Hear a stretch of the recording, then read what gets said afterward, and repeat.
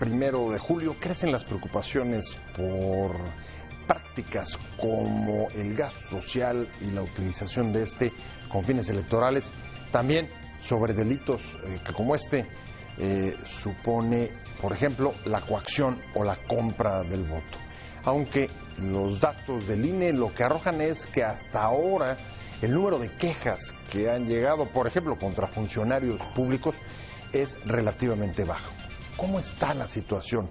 ¿Realmente se perfilan como un problema esta clase de delitos, esta clase de prácticas que ya fueron denunciadas en elecciones anteriores, por ejemplo, las del año pasado y las de 2016 en las elecciones a gobernadores? De esto vamos a hablar hoy con el titular de la FEPADE, Héctor Díaz Santana. Acompáñenos, soy José Buendía, muchas gracias por estar con nosotros en este programa en el que todas las ideas se pueden cuestionar siempre que se debatan. Acompáñenme, vamos a ver rápido unos datos sobre este fenómeno para empezar directamente aquí en nuestro foro con el debate de hoy.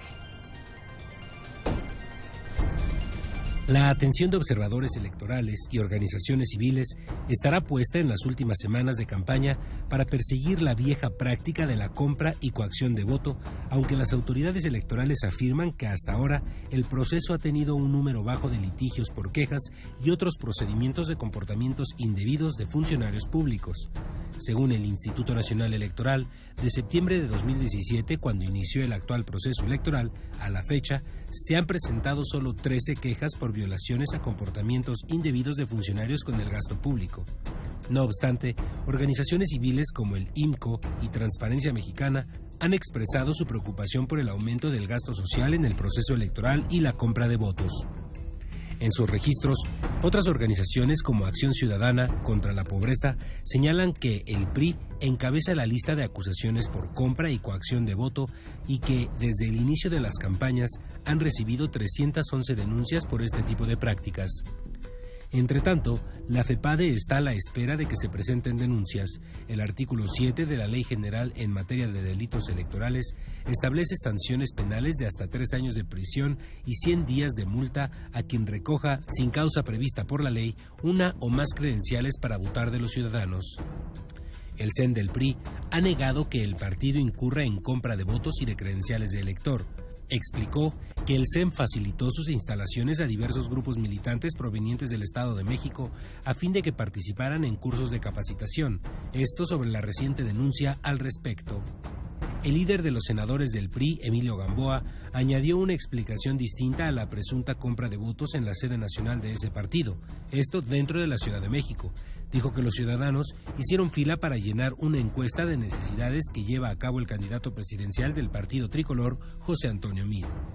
Vanessa Rubio, jefa de la oficina de José Antonio Meade, dijo que el tricolor debía transparentar dicho asunto. La postura de la candidatura de Meade es que el partido tiene que explicar este tema y de cualquier otro tema que surja del Verde como de Nueva Alianza. La campaña está a todo lo que da, declaró Rubio en Mérida, Yucatán. Andrés Manuel López Obrador pidió la intervención del INE y del Tribunal Electoral Federal para frenar la compra de voto, aunque dijo, creo que no les va a funcionar nada porque la gente ya está harta de este régimen corrupto. Vamos a hablar de los delitos electorales y cómo vamos en esta elección respecto de este tema. Por eso me da muchísimo gusto que esté con nosotros Héctor Díaz Santana. Él es el titular de FEPADE, además usted lo conoce, ha venido a este programa desde antes que fuera nombrado. Muchísimas gracias por invitarme.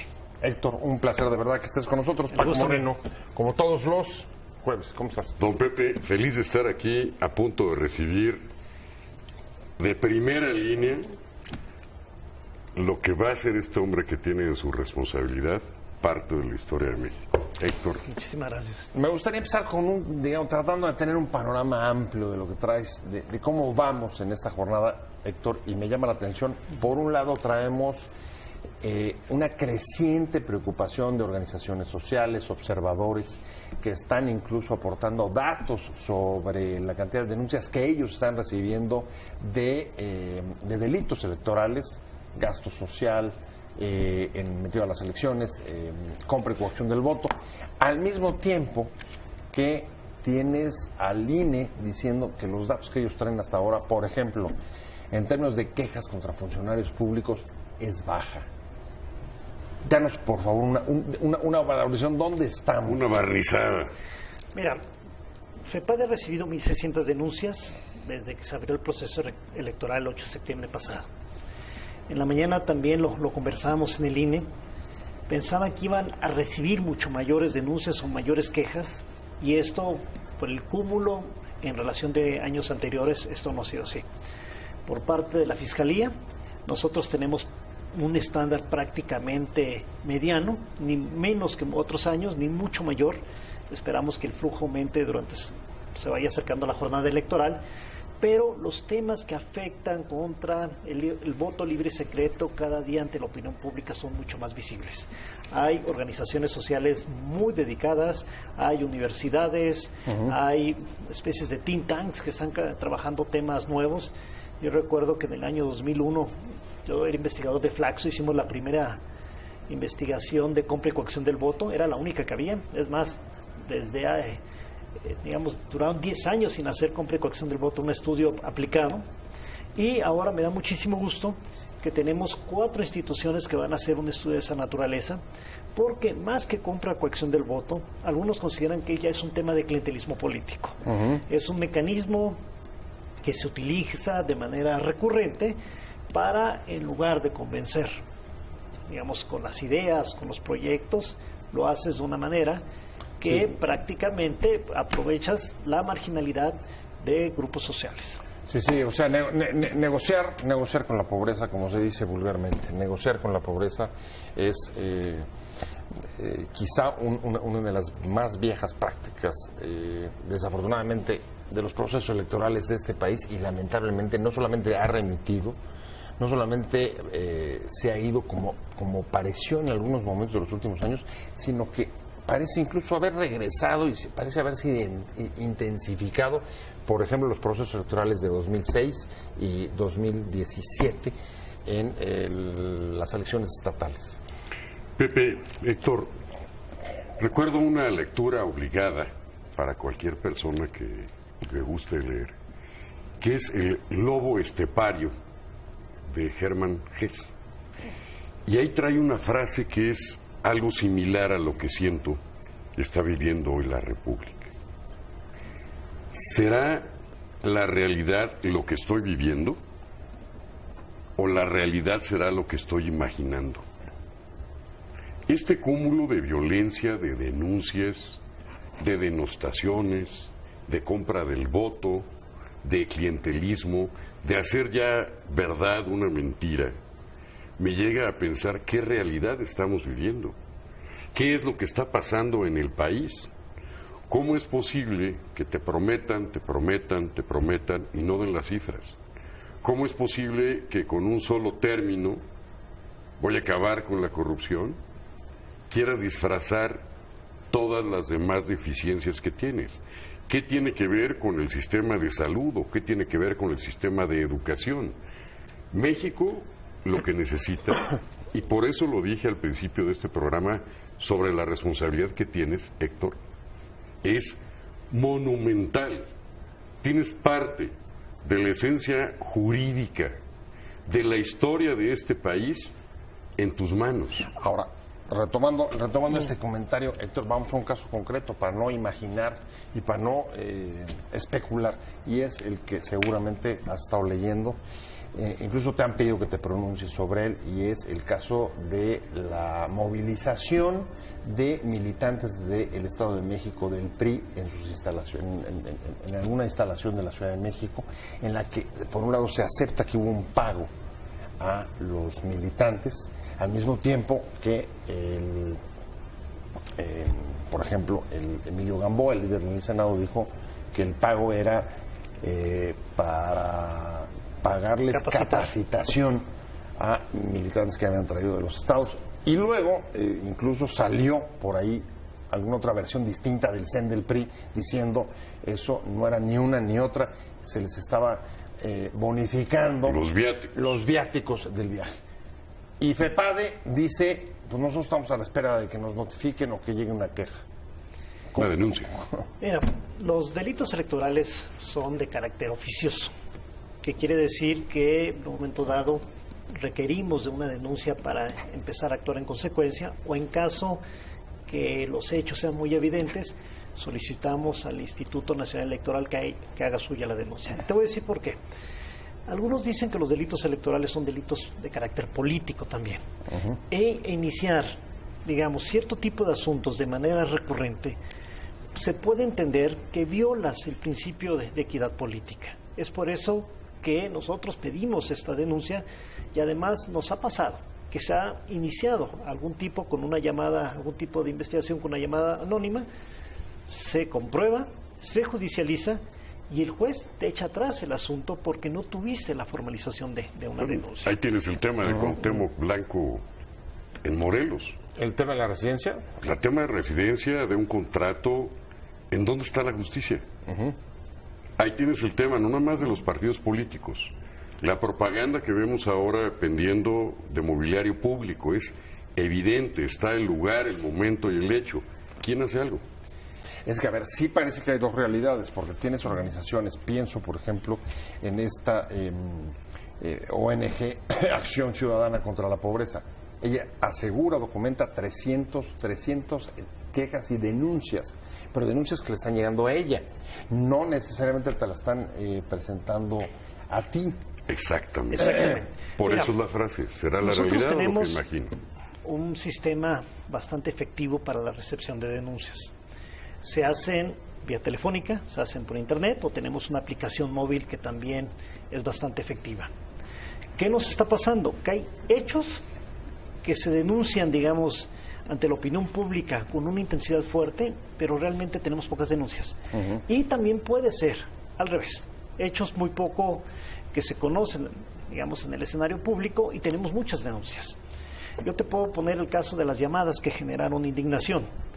Nunca en la historia de FEPADE habíamos tenido más denuncias por llamadas telefónicas y por internet. Es un caso que lo acumulamos. A ver, del caso de las llamadas, ¿cuántas te llegan? En 2.000 llamadas y 1.200 correos electrónicos. Esto ya teníamos la denuncia e inmediatamente nos pusimos a trabajar en ello. Para nosotros era muy importante poner un precedente para que las llamadas se siguieran manteniendo. Hablamos con INE, hablamos con IFETEL, fuimos juntos. Las llamadas prácticamente ustedes vieron que se han disminuido. Estamos investigando, pero estamos investigando de manera colegiada. Ahora que a medida que se acerque la fecha de las urnas pueda incrementarse esta clase de delitos. Y estamos hablando como todos los jueves con Paco Moreno, pero me quedé contigo, Héctor Díaz Santana, titular de la FEPADE. Nos quedamos, Héctor, en el tema de la guerra sucia a través de las llamadas de internet. Ustedes se metieron a investigar, en efecto, ha disminuido después de la epidemia que parecía eso, fue realmente una cuestión impactante y uno de los elementos, digamos, de guerra sucia que más han preocupado, por lo menos en las últimas 2 semanas. Es así, te digo, nosotros trabajamos de inmediato, logramos parar las llamadas, estamos investigando, requerimos, digamos, una investigación bastante seria, bastante profunda. Las llamadas que se hicieron vienen bajo el término de lo que le llaman máscaras, es decir, los teléfonos de donde te hablan no son los de carácter original. Tenemos que ir un poquito más allá.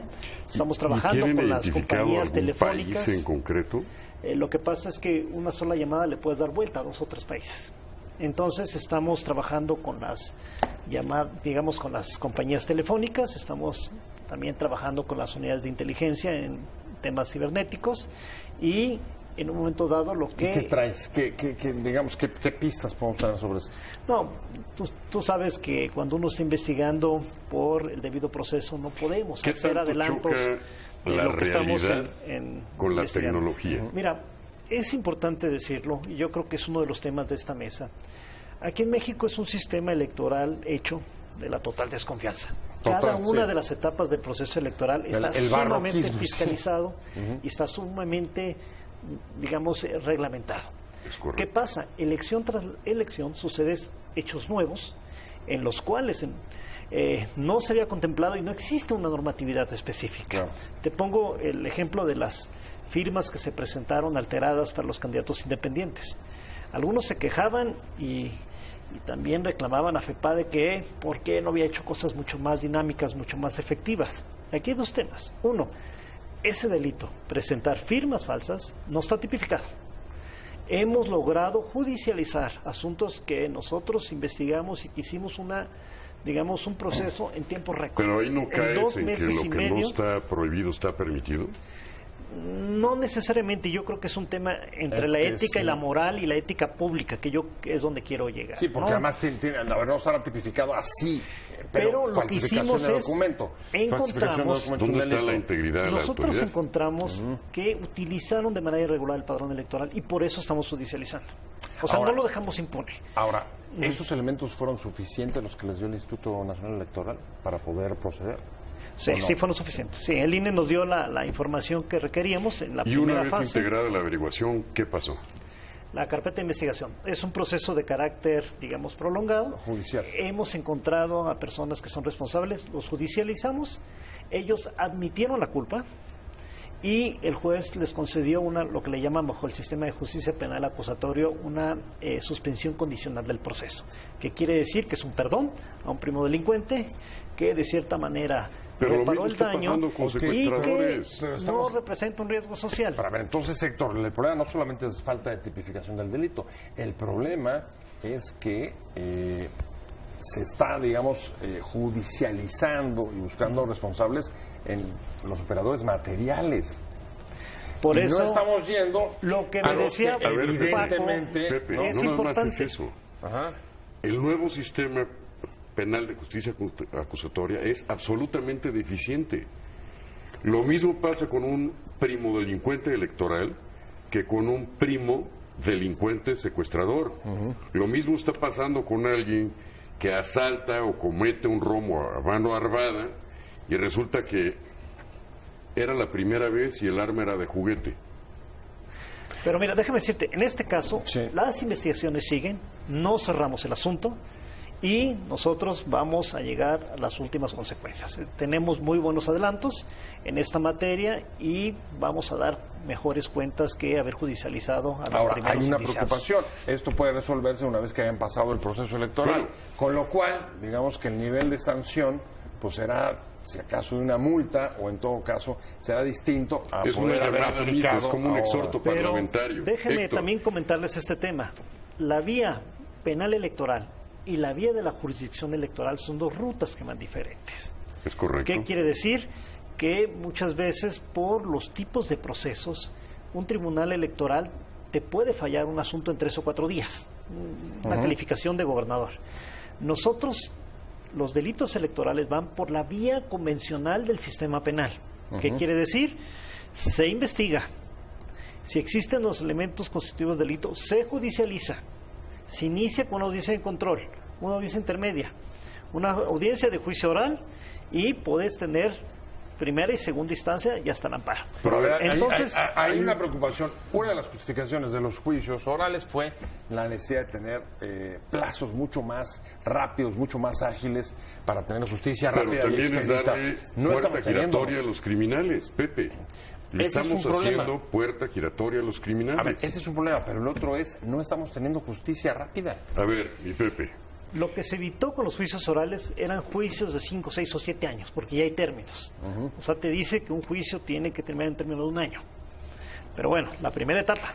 Doctor Puede ir Díaz, la segunda etapa. Doctor Díaz. Y depende de él, digamos, Doctor Díaz, yo de le la pongo- defensa, nos podemos ir a otras instancias. Le pongo un tema que finalmente en el si son caso.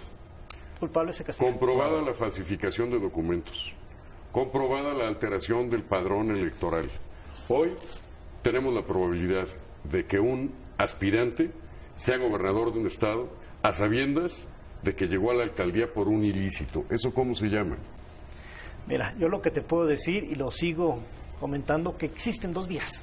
Una vía que es Por eso, la ¿qué es penal, otra vez? otra vía la Una cosa procesal. es la realidad escrita y otra cosa es la realidad que uno imagina. ¿Cuál es la realidad? Mira, en esos temas, y yo creo que el de fondo era temas de clientelismo, de compra del voto. Yo lo que te puedo decir es que FEPADE ha trabajado temas de prevención del delito por más de 15 años. Y las conductas parece ser que van permutando. O sea, ¿Y qué ha pasado? Nosotros tenemos... mismo delito, se van haciendo más se van especialistas. se van aplicando de una manera distinta. Mira, tenemos campañas nacionales en contra de compra y coacción del voto, contra adultos mayores, contra personas en situación de marginalidad, contra comunidades indígenas y, por ejemplo, el tema de programas sociales, tú lo dijiste muy bien, un programa social es para construir capital humano. Si tú ese programa social lo utilizas con fines clientelares, lo que estás generando es mayor retroceso, mayor pobreza y hasta corrupción, porque estás utilizando el recurso público. Esa es una conducta tipificada, es un delito. Sí, es un delito. Pero aquí también hay que decirlo, y voy a aprovechar tu medio, en que el ciudadano que le presionan, que le coaccionan el voto, tiene miedo. Claro. Sí, tiene miedo, pero tenemos que tocarle la fibra sensible, uno, de la responsabilidad social, de lo que sea consciente de lo que es votar, porque tú votas por un proyecto de gobierno y puedes tener un buen o mal proyecto y tú eres responsable. Pero número dos, y aprovecho tu programa y esto lo estaba pensando en la mañana, no hay forma por la que otra persona se entere por quién votas. Si el ciudadano en ese acto muy individual, muy particular, muy personalísimo, secreto en la casilla, no hay forma que te enteres. O sea, no hay forma que otros se enteren por quién votas. Hay que hacer un llamado. O sea, no si los que tienen temor, los que tienen miedo, los que le compraron el voto, los que en un momento les condicionaron, tienen que saber que no hay forma por quién votar. Es el llamado que están haciendo algunos candidatos. Por ejemplo, López Obrador. Bueno, aunque te den, Obrador, aunque te coaccionen, aunque el mentiroso más te den grande del dinero, país, tómalo, pero no. Y antes se decía, no te preocupes, porque toma lo que sea en la casilla y quédate vas con a tu votar. voto. Vas a votar un poco lo que estás diciendo tú, porque nadie se va a enterar. La realidad ¿Eso es correcto? la responsabilidad Es que tiene Eso Héctor. a ver, pero eso es correcto. Y los elementos jurisprudenciales que tiene Héctor. A ver, sí, pero el asunto es, la recomendación que está haciendo la FEPADE es, independientemente de los casos a donde no llegue el brazo de la ley, que los ciudadanos sepan que nadie va a conocer el sentido de su voto, aunque los hayan coaccionado o hayan tratado de comprar su voto. De ellos también depende. De ellos depende este problema en este proceso electoral. Estamos hablando con Héctor Díaz Santana, titular de la FEPADE, con Paco Moreno, profesor investigador de la UNAM y colaborador los jueves de este programa. Y nos quedamos en este dilema de la compra y coacción del voto, al mismo tiempo que el voto libre y secreto. Y al mismo tiempo, Héctor, ha habido algunas iniciativas, y ahí la duda de qué tan articulado está el trabajo, por ejemplo, con ustedes, con FEPADE. Pienso, por ejemplo, en el caso de Morena, que abrió una plataforma para recibir denuncias. Si esas denuncias que están llegando se las están pasando a ustedes o simplemente se las quedan. Hay también, por ejemplo, en la Cámara de Diputados una iniciativa para crear una comisión de seguimiento del proceso electoral, que entiendo no ha sido instalada. Está solamente en términos de propuesta. ¿Cómo están trabajando con ustedes? Porque un poco lo que sugeriste en tu comentario anterior es la FEPADE no puede cubrir todo el país. No, a ver, lo que yo estoy diciendo es que FEPADE es una institución que tiene 350 funcionarios. Y de hecho, también aprovecho el programa para comentarte que ya estamos preparados para el día de la jornada electoral. ¿Qué quiere decir? Se hace un despliegue ministerial. Vamos a estar en todas las entidades federativas. Tenemos un gran ejército, digamos, que estamos desplegando. ¿Cuántos en cada entidad? Mira, más o menos con el apoyo de las delegaciones de PGR, con el apoyo de todas las fiscalías de los estados y de Policía Federal y algunas policías municipales, vamos a andar por un universo de 6,000 personas. 6,000. 6,000 personas. ¿Y están capacitados? Todos están capacitados. El año, digamos, 2012, FEPADE desarrolló una estrategia de células móviles. Era un ministerio público, 4 policías que con un vehículo se andaban trasladando, y fueron por eso más o menos entre 4 y 5,200 personas. Ahora nosotros no vamos a meter esas células móviles de 5 personas. O sea, el país está un poquito, digamos, converso en temas de inseguridad. Vamos a estar estratégicamente nosotros, digamos, posicionados. Es más, funcionarios de FEPADE van a estar en todos los institutos electorales estatales y en las vocalías ejecutivas. O sea, en sedes de la autoridad electoral. Así es, en sedes de la autoridad electoral, en sedes de la autoridad ministerial, y en un momento dado nuestra labor va a ser recibir todas las denuncias que se reciban y en algunos casos también orientar. ¿Por qué? Porque hay veces que hay cierto tipo de conductas que algunos ciudadanos creen que son delitos electorales y no lo son. Y es por eso que también en esta administración... O al revés. O al revés. Algunos sí son delitos, así es. Piensan que no lo son. Por ejemplo, esta vez estamos trabajando con los policías municipales, estatales y federales. Es importantísimo que ellos sepan, bajo el sistema de justicia penal acusatorio, lo que es un delito y lo que no es un delito. Porque ante la flagrancia, ante alguna detención, ellos son los primeros respondientes. Así es. Y tienen que saber muy bien qué hacer. Desde y la integración de lo la que le puesta a llaman disposición. la puesta a disposición, la cadena de custodia. La cadena de custodia es resguardar las evidencias para ponerlos a disposición del Ministerio Público, porque si tú en un momento dado violentas o contaminas... No coincides con la hora, con un horario, con las el número de la evidencias, patrulla, se puede caer el asunto. Ahora, se puede caer sí el asunto. traes articulación con las entidades federativas, con las autoridades electorales, con los OPLES. De Procuración de Justicia y de Seguridad Pública. Claro. ¿Y cómo está haciendo tu coordinación, por ejemplo, con iniciativas como la que te preguntaba de Morena en la plataforma en eso, para quejas, o la Cámara de Diputados, los partidos en el Congreso? Es una institución de puertas abiertas. Estamos recibiendo las denuncias que presente cualquier persona. Muchas veces aprovechamos estas plataformas, estas tecnologías, pero también hay que decirlo.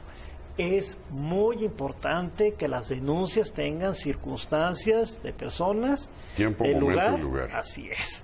¿Por qué? Porque a veces te dicen en mi colonia, que no sé si es Hidalgo y Juárez, en tal municipio, creo que una persona está comprando el voto. Es que van a acabar Entonces, con la corrupción el también problema espiritual. Es que también estamos diciendo que utilicen herramientas en el dilema que tú tecnológicas. decías entre la realidad y la percepción. No lo dije yo. Y la imaginación. El lobo estepario. Ahora, ¿será realidad lo que vivo o lo que imagino? No estamos viendo, o no sé cómo lo veas tú, no estamos viendo un trabajo articulado de las organizaciones civiles con las autoridades electorales. No es que no esté un trabajo articulado. En primera, ya el tiempo está encima. La responsabilidad que tiene Héctor es brutal. Los ojos de la nación van a estar en ti, Héctor. Pero en el nuevo sistema penal acusatorio, muchos de estos dilemas de integridad, quiero llamarlos ahí, van a resbalar a las facultades de Héctor. Mira, yo lo que te estoy diciendo es que estamos trabajando mucho. Claro. Tenemos un proceso, y es muy reconocido digamos, tu trabajo. Nunca se había trabajado con policías municipales, 500,000 policías. Al menos los policías van a tener una cartilla, todos tienen una cartilla sobre actuaciones en materia de delitos electorales. Y no solamente eso, a veces imaginemos una brigada de 4 carros con banderas de un partido político, un ciudadano le dice, ese es un delito, el policía lo para, se enojan, se dan de palazos y no era delito. Y también al revés, también puede ser, ¿no? ¿Esos policías a quién responden? A ver, también estamos trabajando en este tema. Algunos dicen que cuando tienes una población pequeña, el policía responde al presidente municipal. Es ahí donde las fuerzas de seguridad pública estatal van a entrar en auxilio y los ámbitos de procuración de justicia penal. Este trabajo articulado que hemos hecho en prácticamente 4 meses va 4 meses de capacitación y de integración de todo ese contingente. O sea, tenemos directorios, hemos hecho más, en las entidades federativas. Déjame decirte, viajero frecuente. Nosotros tenemos, en primer lugar, vimos que eran 2 estados complicados. Y lo que decidimos en esos estados es hacer simulaciones o lo que le llamamos ejercicios de operación. Y hoy, mañana terminamos en Michoacán, hicimos 20. Michoacán, un lugar difícil. Entonces, ¿qué pasa? Me voy a quedar, ya se me acabó el tiempo y te voy a decir con qué me voy a quedar, que no nos metimos suficientemente, y es el tema justamente de la violencia. ¿Cómo puede eso afectar la presencia de ustedes en tierra? Mucho. Mira, yo lo que te puedo decir es que FEPADE es una institución especializada en materia de delitos electorales. Estrictamente no tiene competencia para conocer temas de violencia. Sin embargo, estamos trabajando en esa materia. Ya me voy, mi querido doctor. Muchas gracias, Paco Moreno, que le vaya bien.